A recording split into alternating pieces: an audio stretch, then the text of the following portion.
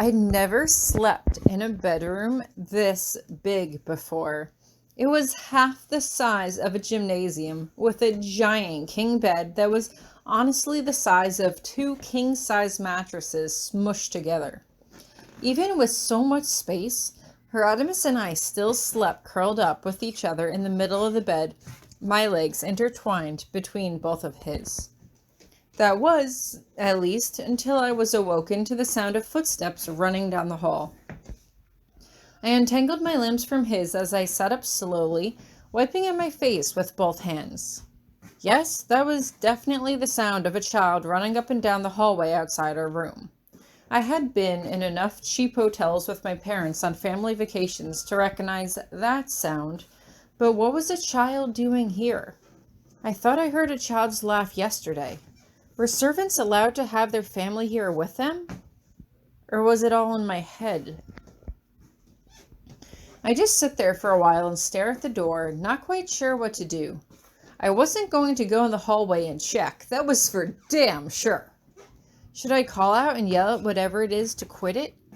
Should I wake up Hieronymous?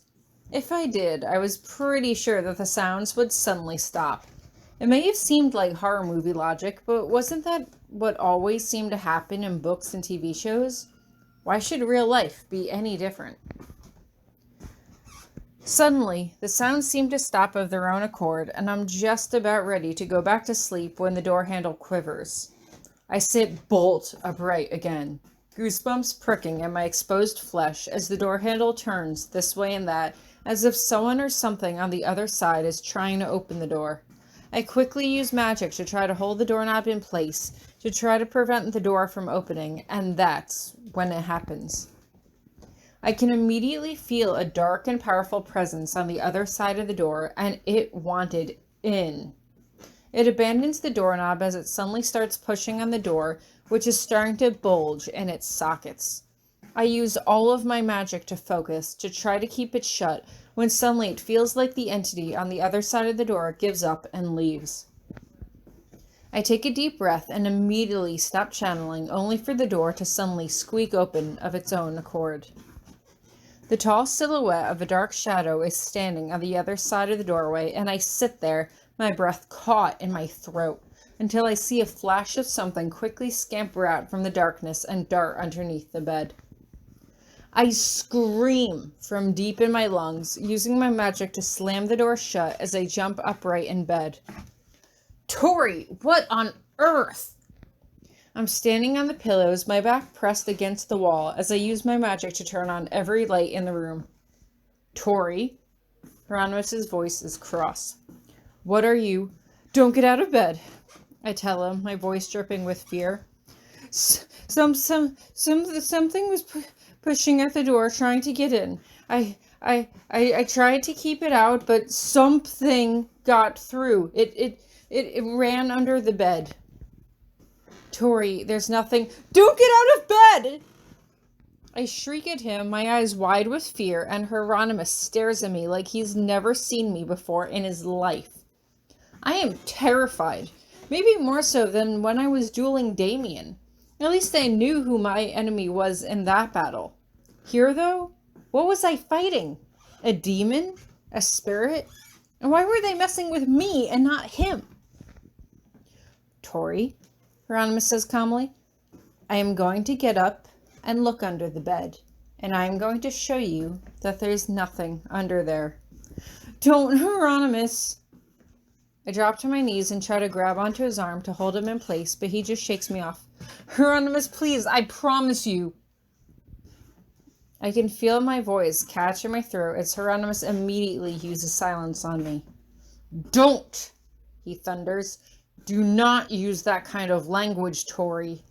Ever. I just sit there silently, staring at him with wide, helpless eyes. He makes a move to get off the bed again, and I lunge for him, but he uses some spell to hold me back.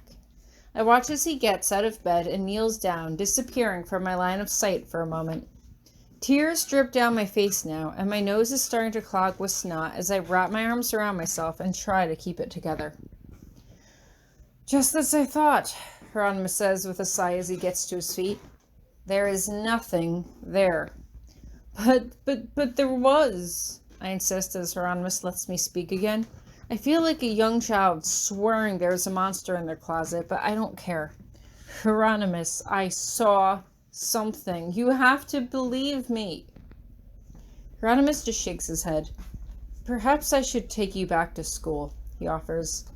There are some who don't do well staying in the other world for long periods of time. I thought you would be okay, but... His voice trails off as he looks at me uncertainly. He thinks I'm going crazy. I don't want to go back yet, I admit, although I don't really want to stay here either. I don't know why this is happening, Hieronymous. I think something is targeting me, and I don't know why. Paranoia does not become you, Tori, Hieronymous says with a sigh. This is still about Damien, isn't it? I blink at him. What? You still think he is alive in this realm out to get you? Hieronymous shakes his head. I told you he's gone. You don't have anything to worry about. It's not Damien, I tell him. This energy feels different. Older. Stronger. I hesitate. But maybe you are right. Maybe it's not Damien himself, but maybe someone who knew him, someone who wants revenge. Oh, Tori, enough, Hieronymous snaps. First thing in the morning, we will return to school, and I will hear no more of this nonsense. For now, we should both try to get some sleep. Okay, I say quietly, looking down in disappointment. I hadn't meant to ruin our vacation, but then again, what if this really was just all in my head? I remember Potsdam had once told us that certain wild seeds literally drove themselves mad in the other world because their bodies were physically unable to cope with living in a different realm.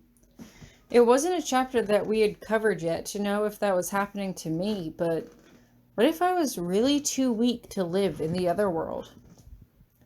Hieronymous looks like he's waiting for me to argue with him, but I just shake my head as I lie down on the bed and Hieronymous comes back to join me. Would you leave me? I ask softly. What?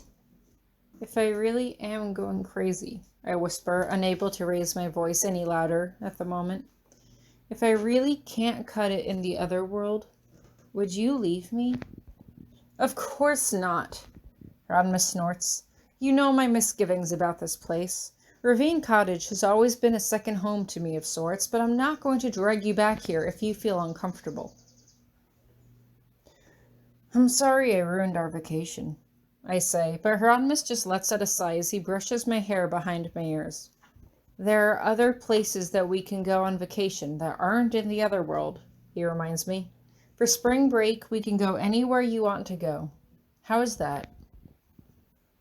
I pause for a moment. Like a theme park? A smile pulls at the corners of his lips. Sure, Tori. For you, why not? And we can eat cotton candy, I venture. And we can go on roller coasters and make out in the Tunnel of Love, and we can play those arcade games, and you can win me one of those giant teddy bears that are too big for one person to reasonably carry. Of course, Hieronymous replies as he brushes the hair off my forehead. Dream of it. He uses a sleep spell, and I'm instantly asleep. I got the feeling that there was something still in this room, watching us, but hopefully, if there really was something there out to get us, Hieronymous would be strong enough to protect us both.